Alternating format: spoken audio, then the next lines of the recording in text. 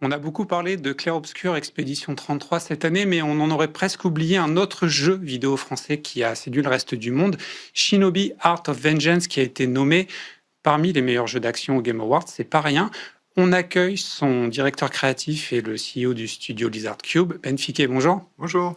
Petite question pour commencer. Comment un petit studio d'irréductibles développeurs français se retrouve à redonner vie à une franchise légendaire, Shinobi, de l'éditeur lui aussi légendaire, Sega? Alors je pense que c'est un concours de circonstances qui s'est fait sur un malentendu. Sur plusieurs années, peut-être un malentendu. On a eu beaucoup de chance. En fait, tout part de la passion de mon cofondateur Omar Cornu et la mienne qui était vraiment, nous, quand on était enfants, c'était les jeux Sega. Et on s'embêtait un petit peu dans nos métiers respectifs. Donc, on a eu cette envie de redonner vie à les franchises. Mais avant, déjà, il y avait Wonder Boy. La première, c'était Wonder Boy, oui. La première, c'est Wonder Boy. On avait envie de... Et en fait, on a eu de la chance de réussir à avoir l'aval du créateur original, d'avoir réussi à avoir l'aval de Sega, qui n'était pas impliqué en tant qu'éditeur à ce moment-là. Et donc, ça vient de vous, plus que d'eux, pour les premiers jeux. Oui. Et sauf Shinobi, peut-être que là, j'imagine qu'avoir fait ses preuves sur 2 jeux avant, ça a aidé. En fait, il y a eu Wonder Boy puis Street of Rage 4, en collaboration avec Dotemu et Guard Crush. Et après ça, Sega s'est dit ah bah non, pourquoi est-ce que pas si mauvais que ça. Pourquoi est-ce qu'on laisse éditer les autres nos propres licences? Oui, là on parle de Dotemu par exemple, avec qui vous aviez fait les 2 premiers jeux. Et donc Sega nous a contactés directement. Et là, on a travaillé directement avec eux. On a eu de la chance que ça se passe très bien, etc. Malgré la différence de taille, c'est quand même une multinationale et une entreprise qui est là depuis tellement d'années. Face à une PME finalement. Face à une PME d'artisans parisiens, ce que j'aimerais rester en tout cas pour un petit temps encore, parce que nous, ce qu'on fait, c'est des jeux 2D. On redonne vie à ces jeux qui étaient en pixel art parce que l'imitation technique de l'époque, et on les remet au goût du jour avec des mécaniques plus modernes. Des mécaniques plus modernes, une patte artistique d'animation 2D qui vient aussi clairement de... On en parlera, vous avez un passé dans la bande dessinée, voilà. Ça joue beaucoup, c'est un peu la marque de fabrique peut-être du studio Lizard Cube. Moi j'ai envie de vous demander, là, pour faire un jeu comme ça, en fait, vous vous imaginez vous adresser à quel public spécifiquement? Parce que pour pouvoir refaire un jeu encore après, il faut le vendre, ce jeu-là. Donc le public visé, c'était quoi? Bah, c'était nous. Vous, en fait, vous faisiez un jeu pour vous. Mais non, oui, à la base, je pense qu'il faut toujours d'abord se regarder dans les yeux, se dire qu'est-ce que j'ai envie de faire, sur quoi j'ai envie de bosser pendant 2, 3, 4 ans, 5 ans, et si on y va que pour est-ce que ça va se vendre, à qui je le vends, etc. Je pense qu'on peut être que déçu.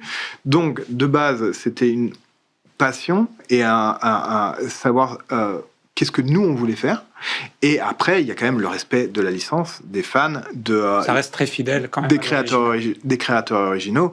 Je fais pas n'importe quoi parce que j'ai décidé que c'était Alors pour ceux qui ne connaissent pas encore Shinobi, on a les images là en même temps que vous parlez, Ben. On voit que c'est quand même un jeu qui est assez rythmé, assez dur. Pour le coup, moi, je le teste pour pouvoir... J'ai préparé cette interview en y jouant.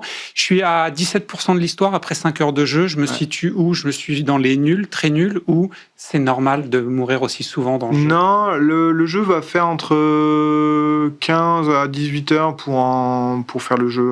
Pour le full run? Au full run, ouais. Et donc, quand on décide d'avoir beaucoup de difficultés dans un jeu comme celui-là, c'est quand même une prise de risque, j'imagine. En fait, oui et non, parce que en fait, le panel des joueurs aujourd'hui est très, très varié. Les joueurs rétro, en plus, sont plus habitués à se faire mal. À la difficulté, on va dire. Et les jeux Shinobi étaient pas... Enfin, ça dépend desquels, mais ils n'étaient pas forcément très faciles. Il n'y avait pas d'ajustement du mode de difficulté. Et il n'y avait pas d'ajustement du mode de difficulté. Donc là, en fait, on a des options d'accessibilité qui fait qu'on peut baisser un peu les difficultés si on en ressent le besoin. Et il y a des gens qui vont rouler sur le jeu, vraiment, c'est trop facile pour eux.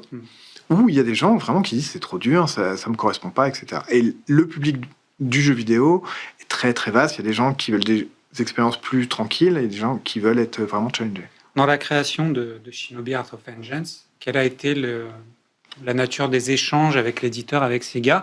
Est-ce qu'ils vous ont fait des retours parfois négatifs, vous demander de vous calmer peut-être sur certains niveaux de difficulté, ou est-ce que vous avez eu quand même les coups des franches et vous avez pu faire un peu ce que vous vouliez?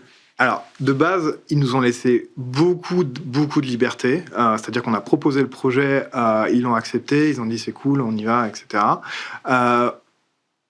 Au fur et à mesure, avec les playtests, avec on voyait qu'il y a des choses qui marchaient pas et on a réfléchi ensemble.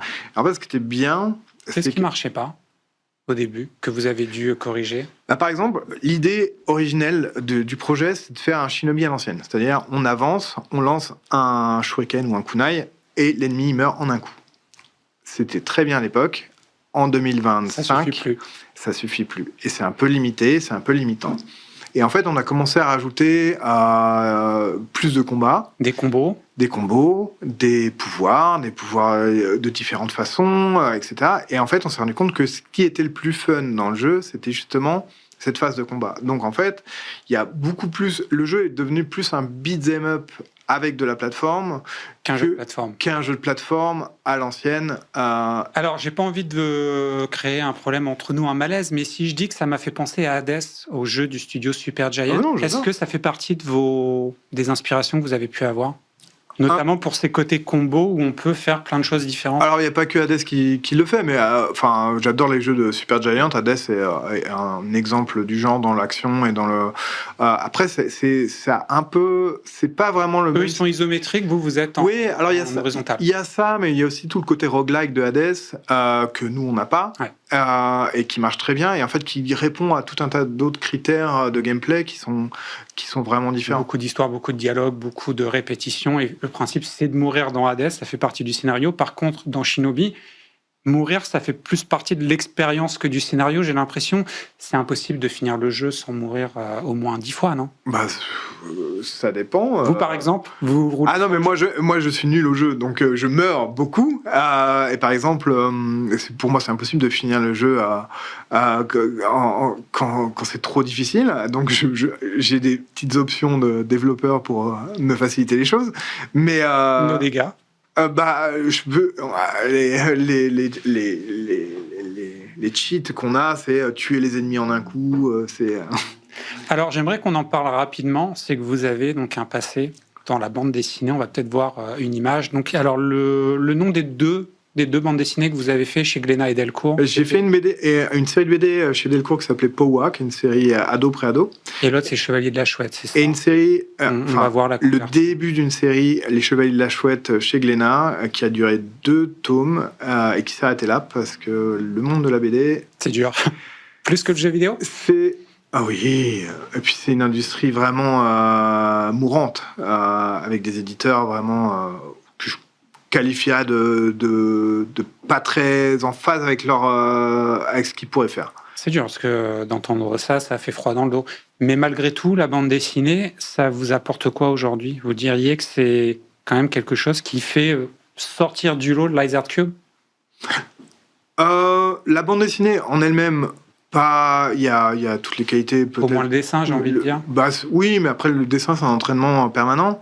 Mais l'habitude de travailler pour faire un projet, l'autonomie. Après, c'est vraiment des industries très différentes parce que la BD, on est tout seul. En plus, quand l'éditeur est pas là, donc on est un peu tout seul.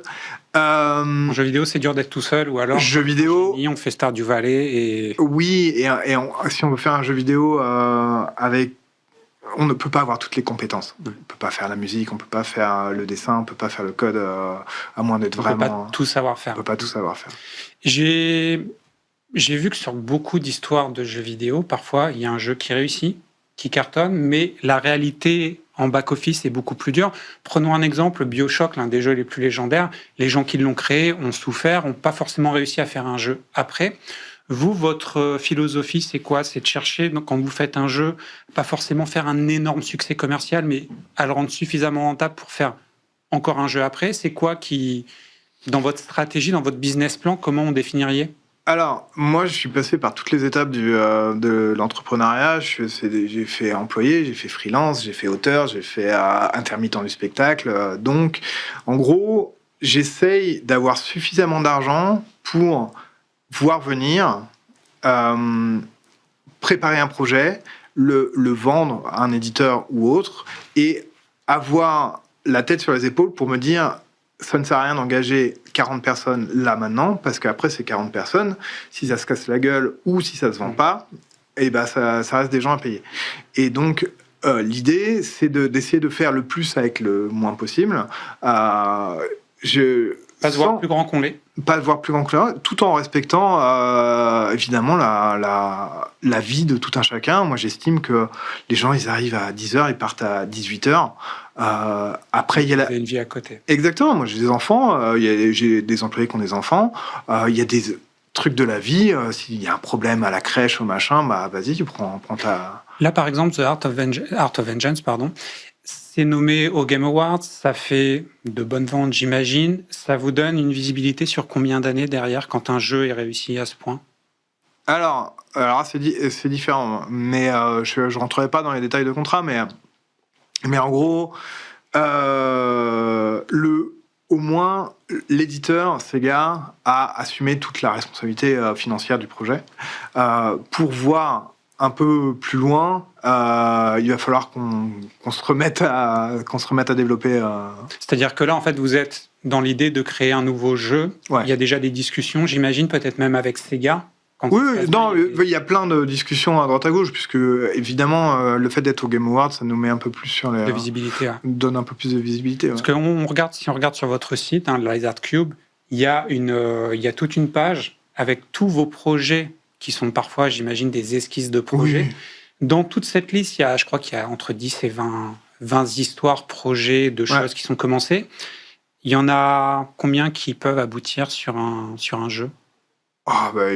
Il y a ce qu'on a mis sur Toutes potentiellement, mais combien pourraient aller au bout? Sur les idées... En fait, les idées, c'est facile. De les avoir, ouais. C'est facile de les avoir. Et ce qui compte dans les idées, c'est leur réalisation, c'est leur concrétisation. Et poser quelques dessins, faire quelques lignes pour écrire un pitch, etc., c'est pas très compliqué en soi. Le mieux, c'est d'être créatif. Mais il faut avoir 100 idées pour se dire, celle-là, c'est la bonne. Et c'est ce qu'on fait maintenant, on le fait en équipe. Et l'équipe ensemble, là, on se pitch en interne.